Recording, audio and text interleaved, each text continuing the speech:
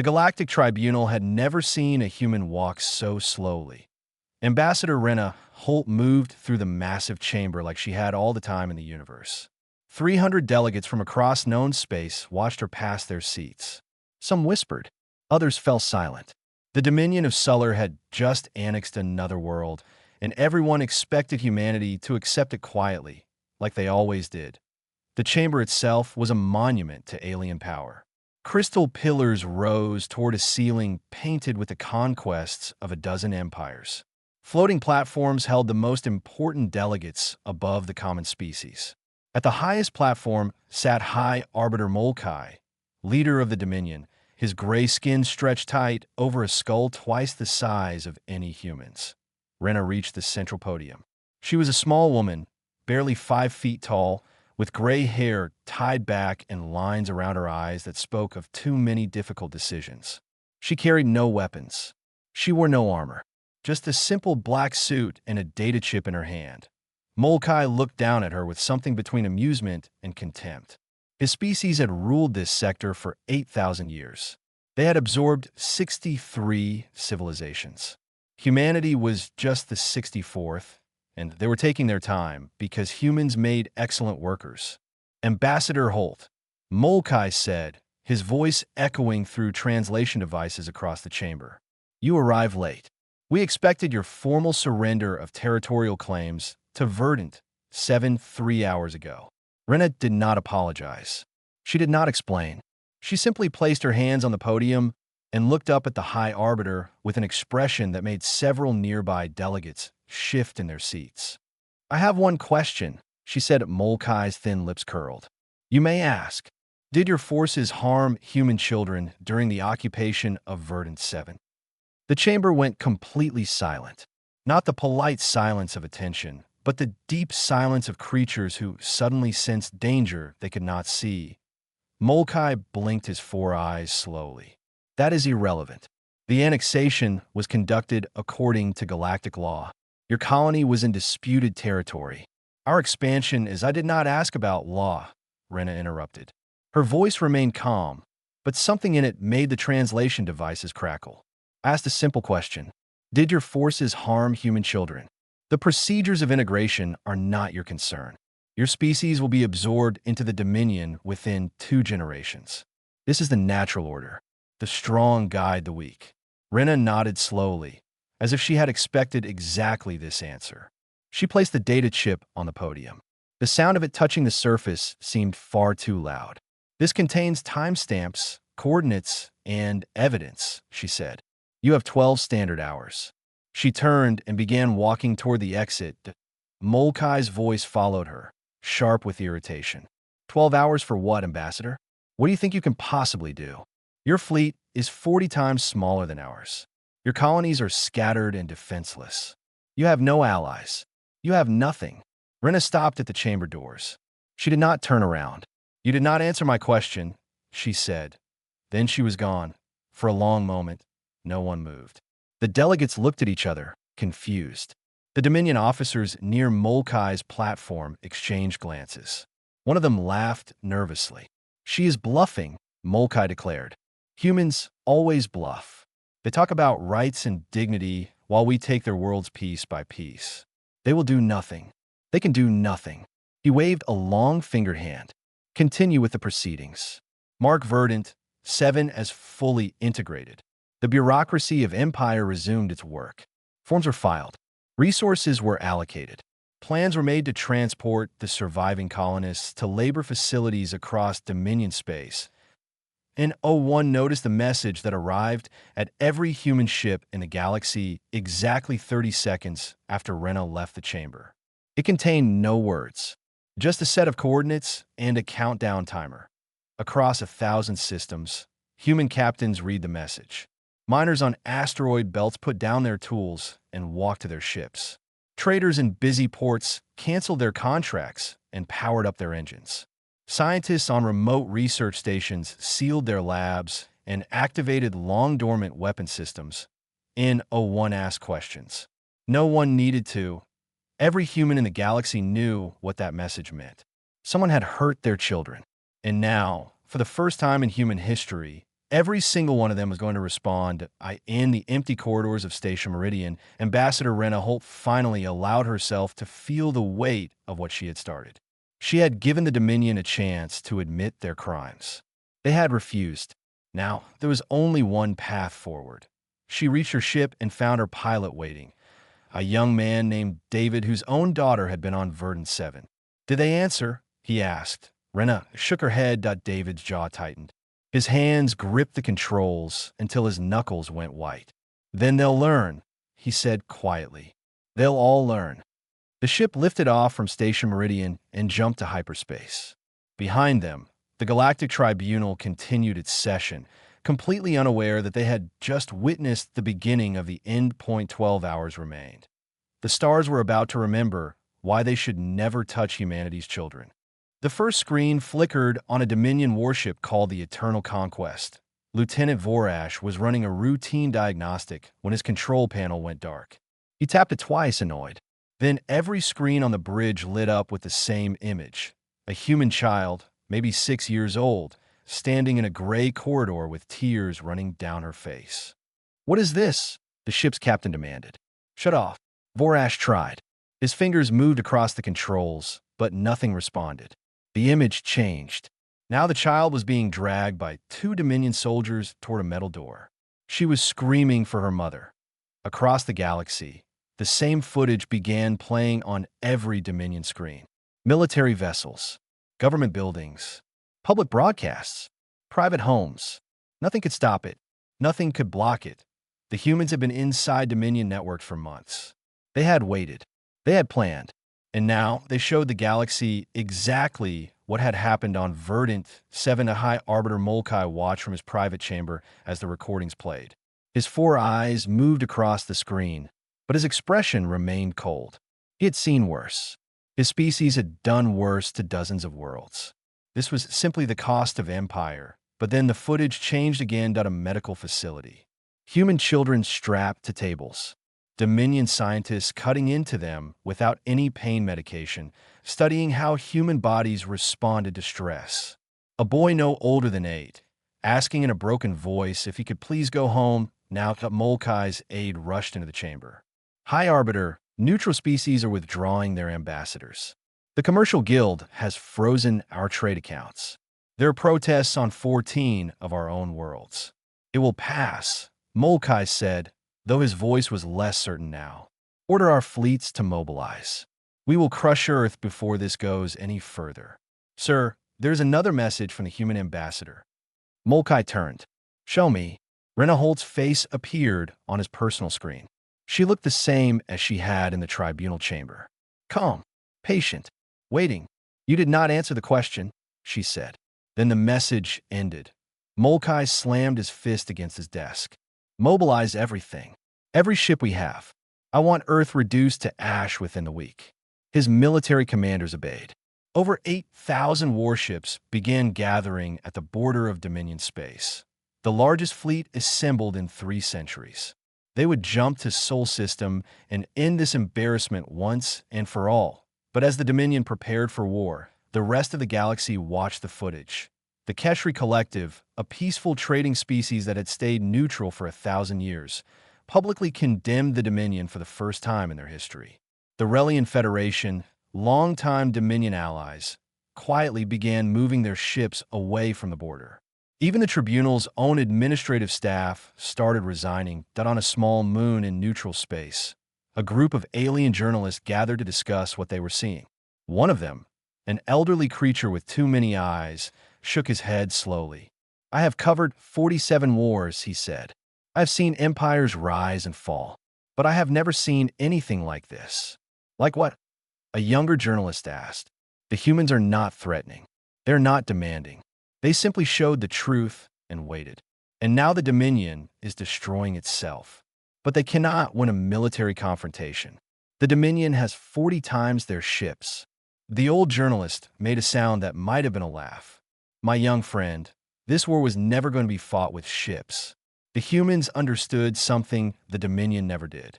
In the age of information, the most powerful weapon is not a fleet. It is a camera. On Verdant 7 itself, The surviving human colonists huddled in underground shelters, listening to the broadcasts. They had been waiting for rescue for months. They had given up hope. Then a young woman picked up a signal on her jury-rigged radio. It was weak, barely audible, but the voice was unmistakably human. "This is Earth Fleet Command to all Verdant, 7 survivors. Hold your position. Help is coming. I repeat, help is coming." She started crying. The others gathered around her, holding each other, listening to that simple message play over and over. Back in his chamber, Molkai received reports that his fleet was ready. 8,000 warships, enough firepower to burn a dozen worlds. He smiled for the first time since the footage started playing. "Jump to Sol System," he ordered. "End this." His commanders obeyed. The largest Dominion fleet in history entered hyperspace. Confident in their overwhelming power, they had no idea what was waiting for them on the other side. The humans had asked a question. The Dominion had refused to answer. And now, in the cold darkness between stars, the price of that silence was about to be paid. Every human ship in existence was converging on Sol System. Not just warships. Everything. Miners and traders and scientists and pilots who had never fired a weapon in their lives. All of them carrying the same fury. All of them remembering the same footage. All of them ready to make the Dominion understand what it meant to harm humanity's children. Admiral Tessic had commanded Dominion fleets for 60 years. He had conquered 11 worlds and crushed 19 rebellions. When his 8,000 warships dropped out of hyperspace at the edge of Sol System, he expected to see a small human defense fleet waiting to die bravely. Instead, he saw stars not stars. Ships. Thousands upon thousands of ships, filling his sensors until the display could barely process them all. "Report," he said, his voice steady despite the cold feeling spreading through his chest. His tactical officer's hands shook as he read the data. 32,000 vessels, Admiral. Military warships, civilian transports, mining vessels, research stations, cargo freighters. Everything with an engine and a weapon. Impossible. Human records show they have only 800 military ships. These are not military ships, sir. These are everything else. Tessic stared at his screen. A cargo hauler had been fitted with railguns along its hull. A luxury yacht carried torpedo racks where its entertainment systems used to be. A hospital ship had been converted into a missile platform, its medical staff replaced by volunteers who had learned to kill. Every human in the galaxy had come. Not because they were ordered, not because they were paid, but because someone had hurt their children. "Admiral," his communications officer said quietly, "we are receiving a transmission." Ambassador Rena Holt's voice filled the bridge. "Admiral Tessic, your fleet has entered human space without authorization. You have 2 choices. Surrender the commanders responsible for Verdant 7 and withdraw immediately. Or die here." Tessic's pride burned hot in his chest. "You are outnumbered in firepower. Your ships are civilian vessels. You cannot possibly. You have 60 seconds to decide." The transmission ended. Tessic looked at his officers. They were afraid. He could see it in their eyes, in the way they gripped their stations. The Dominion had never faced an enemy like this. Organized militaries followed rules. They valued their own survival. They retreated when the odds turned against them. These humans were not retreating. They were accelerating. All ships, Tessic commanded, opened fire. The Battle of Sol System lasted 19 minutes. The IT should have been a Dominion victory. Their ships were larger, better armed, crewed by professional soldiers with decades of training. But the humans did not fight like soldiers. They fought like parents. Mining vessels rammed directly into Dominion cruisers, their pilots ejecting at the last second, or sometimes not at all. Freighters flew into the middle of Dominion formations and detonated their cargo holds, taking dozens of enemy ships with them. Fighter pilots who had never seen combat flew with a precision that military academies could not teach because they were not fighting for territory or resources. They were fighting for the faces they had seen in that footage. David, the pilot who had flown Ambassador Holt from Station Meridian, led a squadron of converted transport ships against a Dominion battleship 5 times their size. His daughter had been on Verdant 7. She had been in the medical facility. She had been one of the children on those tables. For Sarah, he said as he fired his missiles, the battleship exploded. David pulled his ship away and found his next target.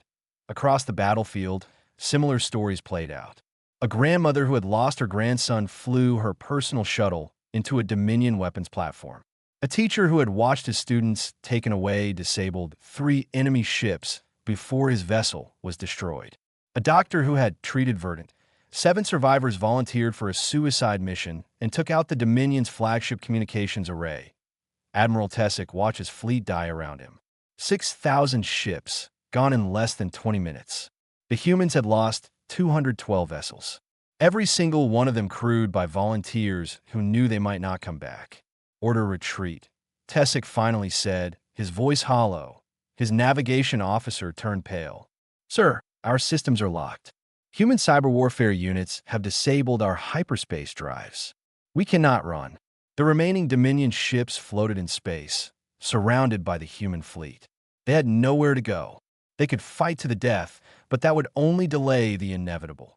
Rena Holt's voice returned to every Dominion frequency. Surrender your commanders responsible for Verdant 7. You have 1 hour. This is not negotiable. Tessick looked at the officers around him. Some of them had been on Verdant 7. Some of them had given the orders. Some of them had personally supervised the experiments on human children. Admiral, one of them said, we cannot surrender. The High Arbiter will. The High Arbiter is not here, Tessick said quietly. We are. He stared at the human fleet on his screen. 30,000 ships, waiting in perfect silence, not celebrating their victory, not demanding anything beyond justice, just waiting. 1 hour. He whispered to himself. He thought about the footage. He thought about the children. He thought about his own grandchildren, safe on the Dominion homeworld, and wondered what he would do if someone had taken them. For the first time in his long military career, Admiral Tessick understood that he was not facing an enemy. He was facing parents, and parents did not stop. Parents did not negotiate. Parents did not care about odds or politics or galactic law. Parents only cared about one thing. The clock continued counting down. Admiral Tessick refused to surrender his officers, but he believed the Dominion's remaining forces across the galaxy could still overwhelm the humans through attrition. He believed High Arbiter Molkai would send reinforcements. He believed that empires did not bow to the demands of smaller species. He was wrong about all of it, that on the Dominion border world of Kelix Prime, a military commander named Gorith was sleeping in his private quarters when his door opened without a sound.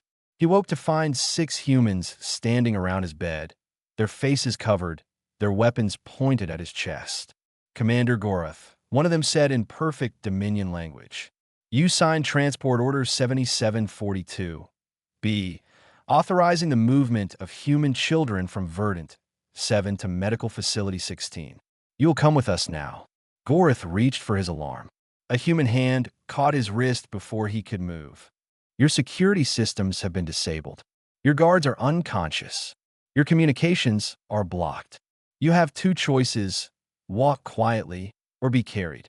Either way, you are coming with us. They walked him out of his own compound without firing a single shot. By the time his staff woke up the next morning, Gorith was already on a human ship, jumping to a location he would not know until he arrived. Across Dominion space, the same scene repeated 46 more times in a single night. The humans had names. Specific names. Officers who had ordered the camps. Scientists who had conducted the experiments. Soldiers who had separated families. Administrators who had processed the paperwork. Every single person who had touched the operation on Verdant 7, they did not kill civilians. They did not damage buildings. They did not announce themselves or leave messages or make threats. They simply appeared, took their targets, and vanished before anyone could respond. High Arbiter Molkai received reports throughout the night, each one more disturbing than the last. They took Counselor Verith from a secure military installation. They extracted Dr. Mellish from a research station in deep space. They captured General Torvak while he was attending his daughter's wedding. They did not harm any guests. They simply walked him out the front door. Molkai slammed his fist against his desk. How are they doing this? Our security is the finest in the galaxy. His intelligence chief shook his head. We do not know, High Arbiter. Their operatives move like ghosts. Our sensors do not detect them. Our guards do not see them until it is too late. It is as if they know exactly where every target will be and exactly how to reach them. Then find out how. We're trying, sir. But every time we think we have found their methods, they change tactics. They are adapting faster than we can respond. On the human ship carrying Commander Gorath, a young woman sat across from him in the holding cell. She was small, with dark hair and eyes that held no anger, only a kind of tired patience. Do you remember Transport Order 7742B? She asked. Gorath said nothing. There were 312 children on that transport. 47 did not survive the journey. The rest were delivered to Medical Facility 16 for experimental procedures. Do you remember signing that order? I was following directives from High Command. I did not know you knew. Her voice did not rise. Everyone knew. You just did not care. Gorath looked at her for a long moment. What will you do to me? You will stand trial. You will be given legal representation. You will have the opportunity to defend yourself. And then you will be judged by the evidence. You will not torture me? Execute me. The woman almost smiled. We are not like you, Commander. We do not hurt people because we can. We simply make sure that those who hurt our children answer for what they did. She stood and walked to the door. Rest now. It will be a long journey. Back on the Dominion homeworld, Molkai watched as his empire crumbled around him. 47 of his most trusted officials had vanished in a single night. His military commanders were terrified to sleep in their own beds. His citizens were beginning to whisper that perhaps the humans had been right to be angry. He finally sent a transmission to Ambassador Holt. What do you want? Her response arrived within seconds. Answer the question. Molkai stared at the words on his screen. Such a simple thing. Such an easy admission. Yes, his forces had harmed human children. Yes, it had been wrong. Yes, he was sorry. But admitting it meant admitting that the Dominion was not above the rules. It meant admitting that his empire had done something unforgivable. It meant admitting that humanity had been right to fight back. His pride would not let him say the words S.O. The extractions continued. Night after night, more officials disappeared. The Dominion's government began to collapse from within as no one felt safe. Generals refused to attend meetings. Scientists abandoned their posts. Administrators burned their records and fled to neutral space. And all the while, the humans waited, patient, relentless, holding a single question that the entire galaxy was now asking. Molkai would answer it eventually. Everyone always did. The only question was how much of his empire would be left when he finally found the courage to speak the truth. High Arbiter Molkai broke on the 43rd day. His empire was falling apart. Species that had been absorbed over centuries were demanding independence. His economy had collapsed. His military had fragmented into factions that blamed each other for the disaster. And every night, more of his officials vanished in a human custody, that he appeared on a live broadcast that reached every corner of the known galaxy. His gray skin looked pale. His 4 eyes could not meet the camera. I must address the events on Verdant 7. He began, his voice cracking. Dominion forces did harm human children during the occupation. I take full responsibility. I am prepared to name those responsible and provide all records of the operation. He read a list of names. Officers, scientists, administrators, soldiers. Some are already in human custody. Others would be within hours. I beg for mercy, Molkai concluded. I beg for understanding. The Dominion wishes only peace. The broadcast ended. Across the galaxy, people waited to see what humanity would do next. Ambassador Rena Holt released a single statement. The trial will be held on Luna. All species are invited to observe. Justice will be served. The trial chamber was built in 3 weeks. It was a simple room, no decoration, no grandeur. Just chairs for the accused, seats for the witnesses, and screens that would broadcast everything to the watching galaxy. 47 Dominion officials sat in the accused section. They had been given full legal representation. Human lawyers had been assigned to defend them, lawyers who would do their jobs properly because that was how human justice worked. The prosecutor was a woman named Helena Price. She was 62 years old, and her grandson had been on Verdant 7.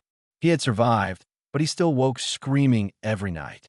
"This trial is not about revenge," she said in her opening statement. "It is about truth. It is about accountability. It is about making sure that what happened to 312 children on a world called Verdant 7 is never forgotten and never repeated." The witnesses came one by one. First, the medical experts. They presented evidence of genetic tampering, of surgical procedures conducted without anesthesia, of psychological torture designed to test human stress responses. The galaxy watched in silence as the full horror of Medical Facility 16 was revealed.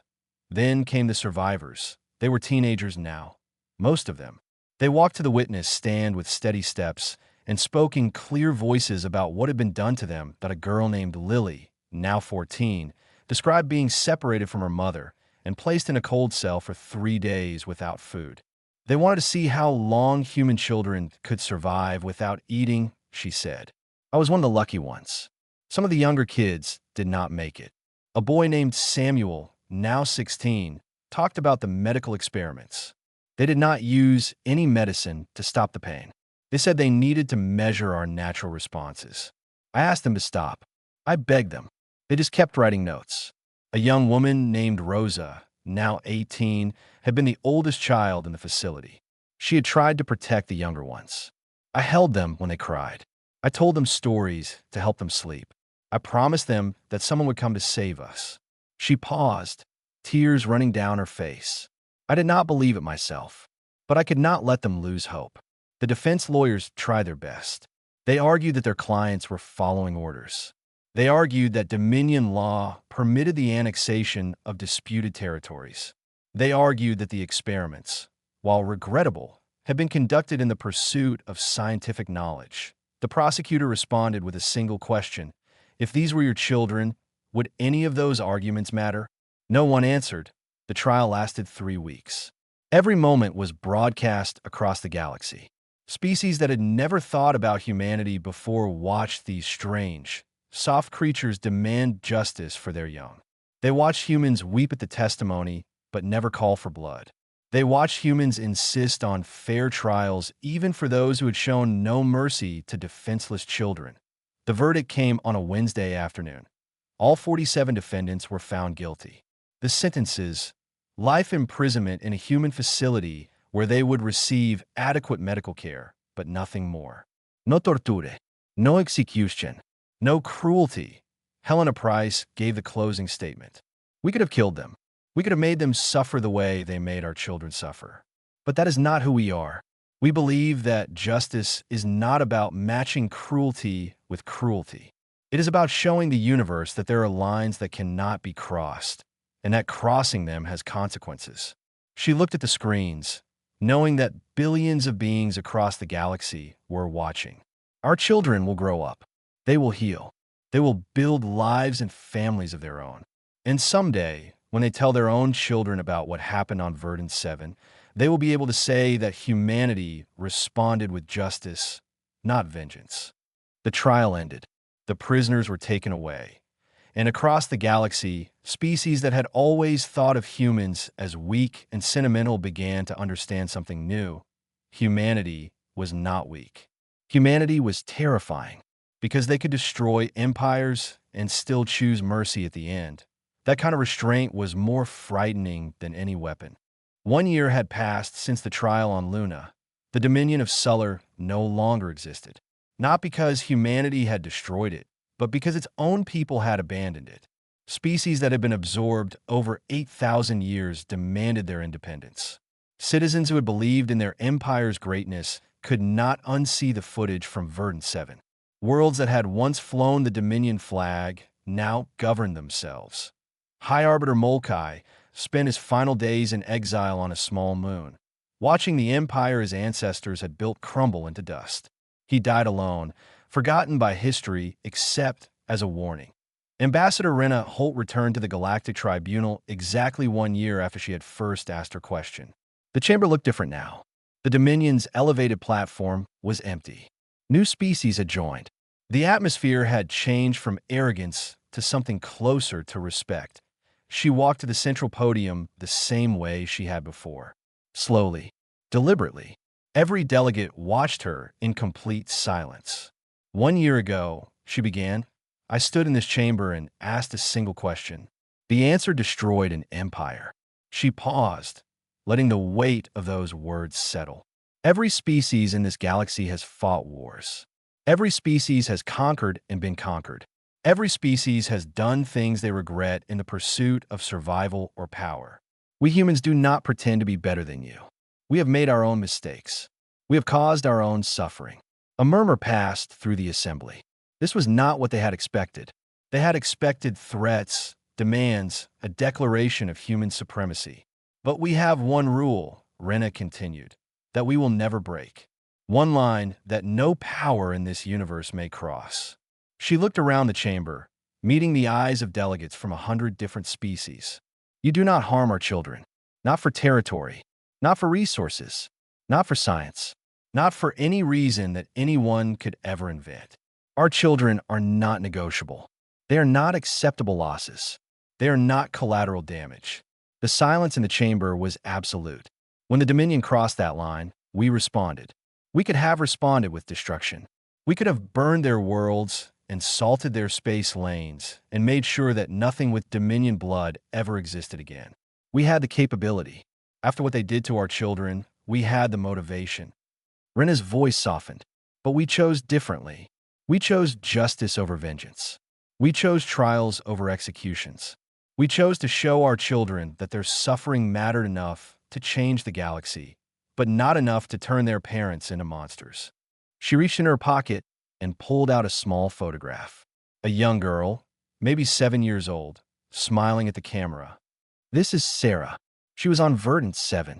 She survived the experiments. She's doing well now. She goes to school. She plays with her friends. She is learning to trust adults again. Rena's voice cracked slightly. Her father died in the Battle of Sol System. He flew his transport ship into a Dominion battleship to protect the fleet. His last words were her name. She put the photograph away. Sarah asked me once why we did not kill all the Dominion people who hurt her. I told her that killing them would not undo what they did. It would only teach the galaxy that power is all that matters. And I wanted the galaxy to learn something different. Rena looked up at the empty platform where Molkai had once Saturday. I wanted the galaxy to learn that humanity will negotiate anything, forgive almost anything, compromise on nearly everything. We will trade with you, ally with you, share our knowledge and our resources and our future with you. We want to be good neighbors. We want to build something lasting together. Her voice hardened, but there is one question we will always ask. And if the answer is yes, nothing else will matter. Not treaties, not alliances, not history, not economics, not fear consequences. If you harm our children, we will come for you. We will find you. And we will make sure that justice is served. She stepped back from the podium. The Dominion learned this lesson. I hope no one else needs to. She walked toward the exit. No one spoke. No one moved to the door. She paused and turned back one final time. One more thing. The children of Verdant, 7, are growing up now. They are becoming teachers and scientists and artists and leaders. And when their own children ask them about the war, they will tell them that humanity did not abandon them. They will tell them that the galaxy answered for what was done.